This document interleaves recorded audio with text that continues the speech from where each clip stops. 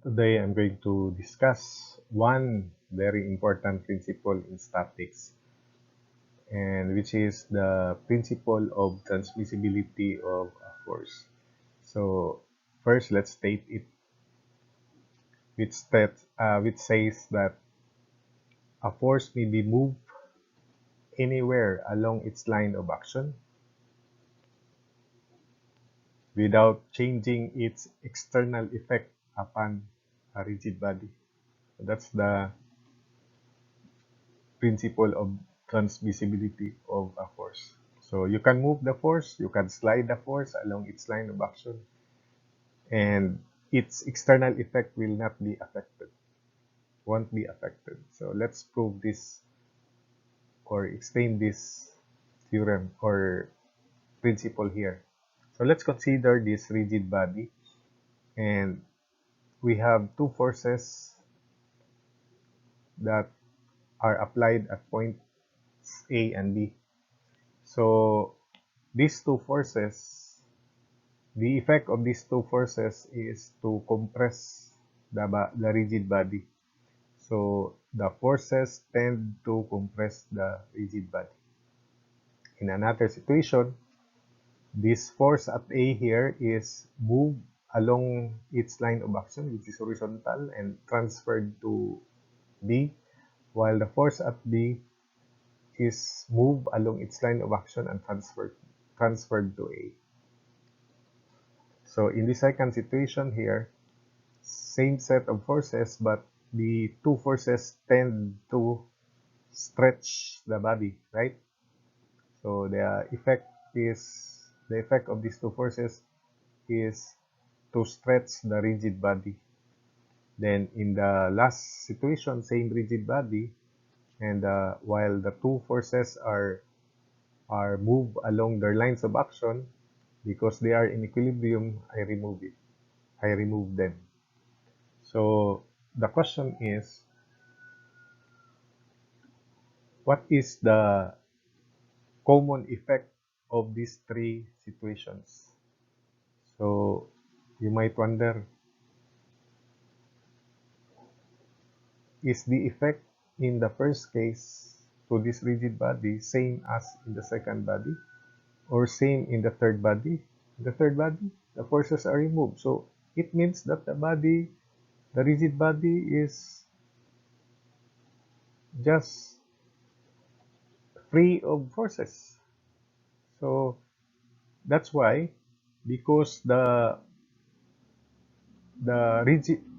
body is rigid in the first situation, though the forces tend to compress the rigid body, the effect of these two forces will be the same in the second situation, wherein the forces tend to stretch the body, same also in the third situation. And that is the the three cases reduced to this last case here. So in other words, these two forces have no effect to the rigid body. Why? Remember, the body is rigid. So if it is rigid, even if it is bomb, or it is, because the body is rigid, it is unbreakable, undeformable. That's the reason why these forces here have no effect to this rigid body. So as long as the forces are moved along their lines of action. So that's the principle. I hope you got it. Again, the body is rigid. So you, you no matter what, the forces are increased, the body remains undeformable because the fact that the body is rigid. So in statics or in engineering mechanics, as long as the body is solid, although in reality it will deform, but remember, we are talking here about the external effect of these forces to the rigid body. So that's why the three situations have the same result, that is no effect. And that's the principle of transmissibility of a force. So let's have this demonstration here. So for the thrust shown, calculate the moment of the 400 Newton force about point E. So this is the 400 Newton force. One idea is to compute the perpendicular distance from point E to BD. Then that perpendicular distance can be solved because the slope here we have, this is 6 meters because this is 4 and 4. Naturally, the height here is half of 6 or 3 meters. So we have here the perpendicular distance, and let's call this theta. So this is the hypotenuse 6. So 6 times sine theta, and sine theta is equal to opposite, which is 8. And because this is 6, so we have 8, 6, 10. So distance AD is 10 meters.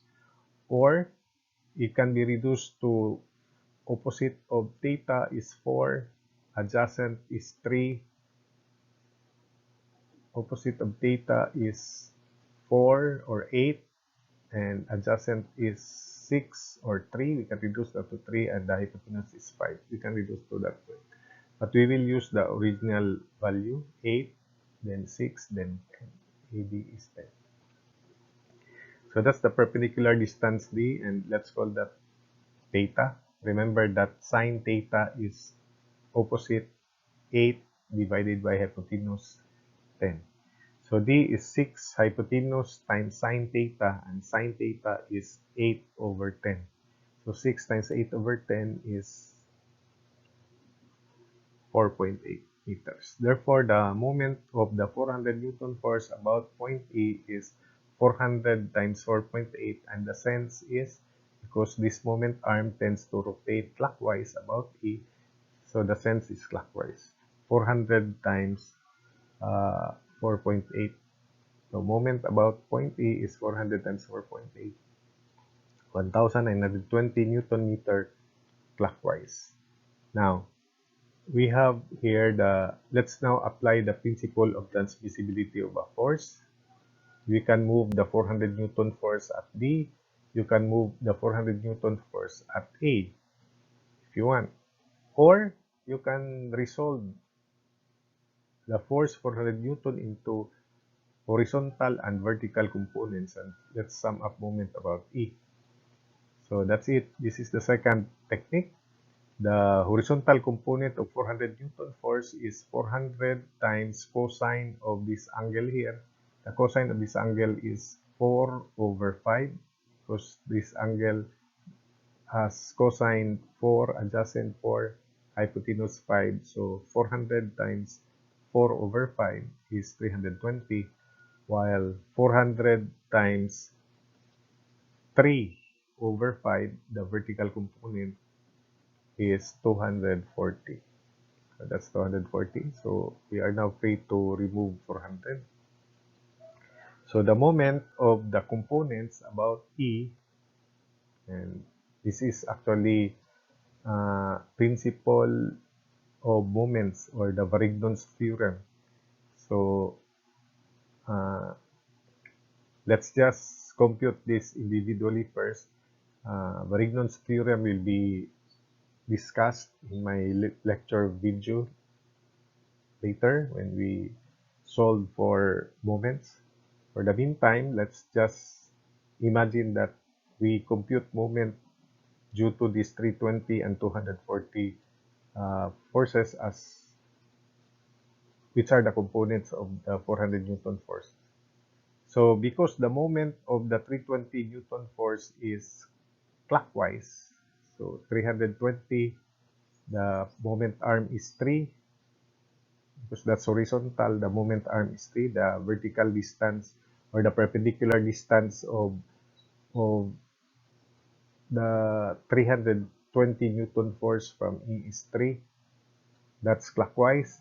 The moment of the 240 Newton force, the moment arm is 4. So if you pull the 4 meter moment arm upward, this 4 meter will also rotate clockwise about E. So therefore they are added. So it's 320 times 3 plus 240 times 4. The sense is clockwise. And of course, we expect the same result. Another technique, let's now apply this principle of transmissibility. We can move the force along its line of action. Moving the force is also moving the components. It's the same. So that's it. So this 240 Newton force at D, 240 Newton force at D passes through E, or there is no moment arm. So therefore, its moment about E is simply zero. The only component of the force that has moment about E and the sense is also clockwise is 320 Newton force. So the moment about E is 320 times 6. 320 times 6 is clockwise, and the value is 1920 Newton meter. So you can also move the force along its line of action and put it at A. Then the horizontal component 320 passes through E, so there's no moment arm. The moment arm is 0, so its moment is 0. The only component of the force that has moment about E is the upward 240 Newton component. And when you pull the moment arm, which is 8, then that moment arm will rotate clockwise about E. So the sense is again clockwise, and the magnitude is 240 times 8. So it will give you 1920 Newton meter clockwise also. So this is now the principle of 2D moments, or the Varignon's theorem. The continuation of this will be made. So I'll just separate the principle of transmissibility of a force to this principle of moments. So I already discussed this, that we have the plane of the force, then this is the axis about which rotation occurs, and that's the moment center. This is the extension of the line. So we have the force P acting at point C, but its tail is at T. So D is the moment arm, or the perpendicular distance of the force from the moment center. And that's the effect, or the sense of the moment, which is F times D. So moment of the force about O is equal to FD, and the sense is indicated in the curling shown. So MO, moment of F about O, is geometrically interpreted as double or twice the area of the triangle formed by the moment center, the ends of the force. So if I draw a triangle from the moment center to the endpoints of the force, then that white triangle there, the area there is 1/2 base times height. The base is F, and the height is, the perpendicular distance is D, or the height is D. So double that 1/2 FD, that's the moment.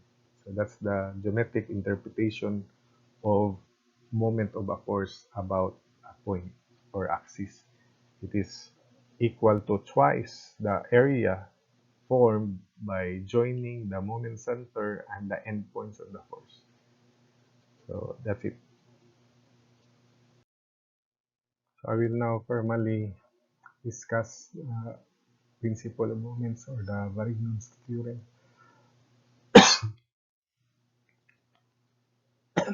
So which states that the moment of the resultant is equal to the sum of the moments of its components.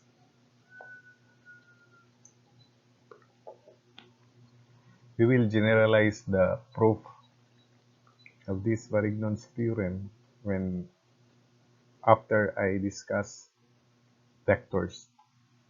For the meantime, let's have this proof or discussion for 2D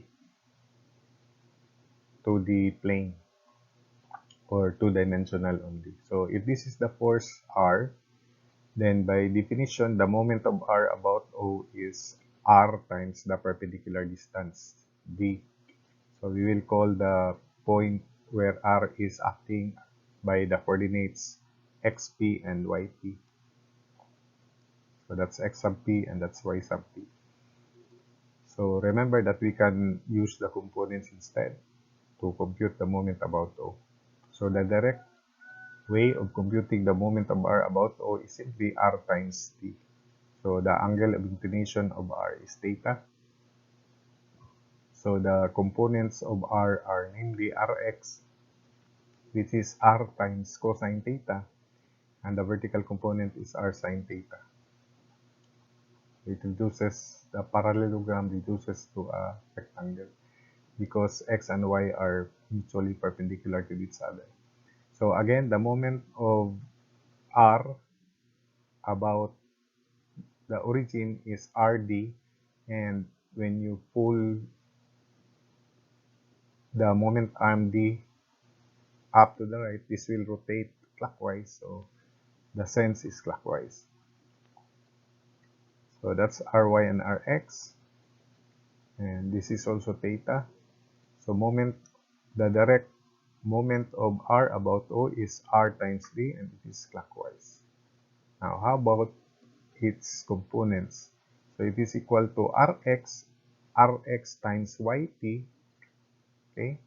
Because the perpendicular distance of Rx from O, by principle of transmissibility, you can move it along its line of action, and this length is equal to y sub t, and the moment is clockwise, that's why it is treated positive, while the moment arm of Ry is this length here, which is x sub t, equal to this. When you apply Ry, the rotation of this moment arm xp would be counterclockwise. So because the moment of R about O in general, which is R times D, is clockwise, so we treat clockwise moment positive.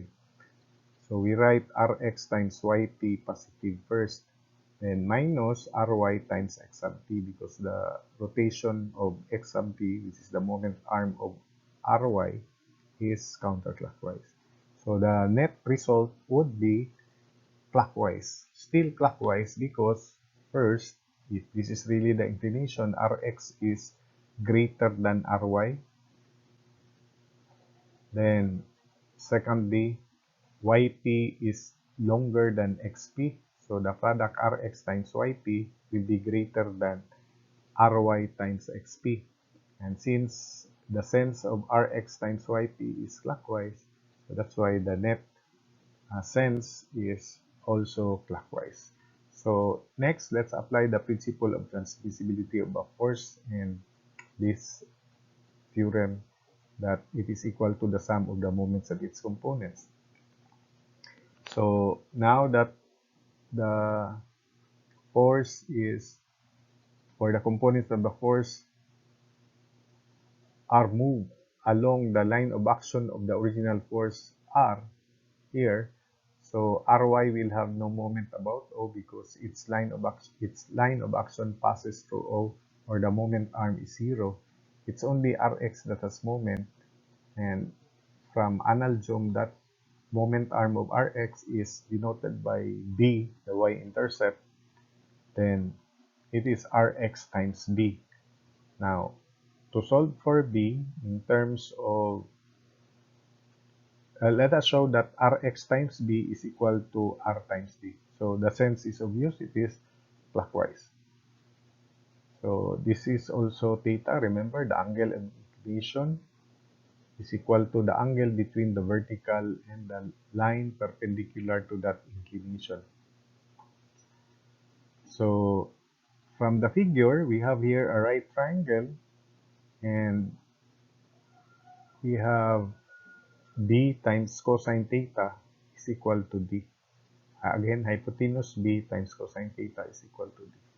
So MO equals Rx times B, replacing B, or replacing Rx by R cosine theta, because Rx is R cosine theta, and defining B times cosine theta, B hypotenuse times cosine theta is equal to D, perpendicular distance. So it will give us the same result, MO equals R times D.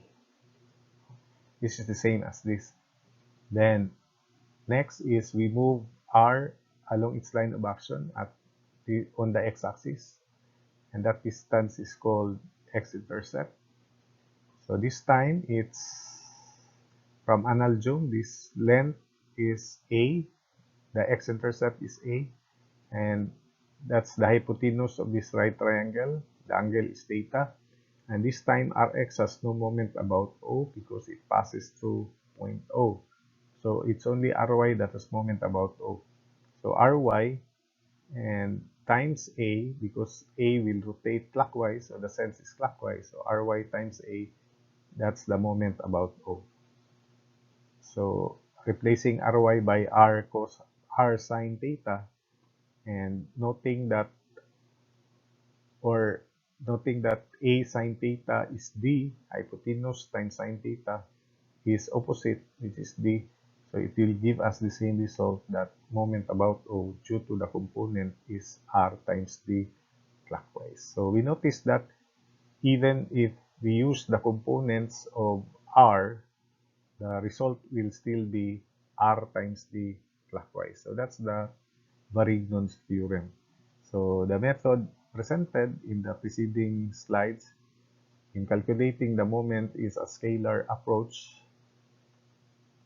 but if you include the sense, then the it becomes a vector. So moment is a vector, remember.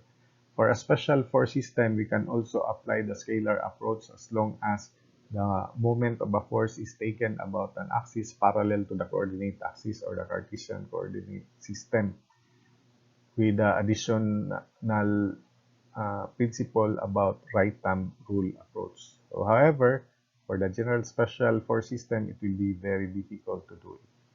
So we have to use the vector approach for moment about an axis which is inclined.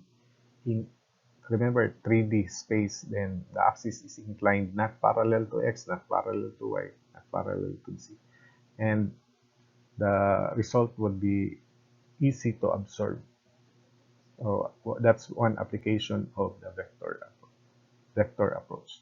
So therefore, a general method of analyzing special force systems is the vector approach, and we will discuss this as soon as we consider force systems in space. So that's the end of these slides. I hope you get the principle. Again, Varignon's theorem is a very important principle. This is synonymous to integral calculus, especially in locating the centroids, remember? So instead of force, we use areas or volume. So for example, area times varg x, that's the moment of area about the y-axis, So it is equal to the sum or the integral of x sub c dA, where x sub c is the moment arm of the differential area. So it's the same sense as that, but let's focus to Varignon's theorem applied to forces.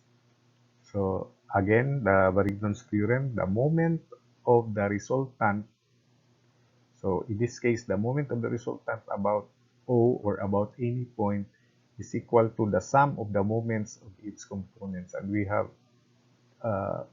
showed that here. I demonstrated that here, that the result is the same, RD, and the sense is the same.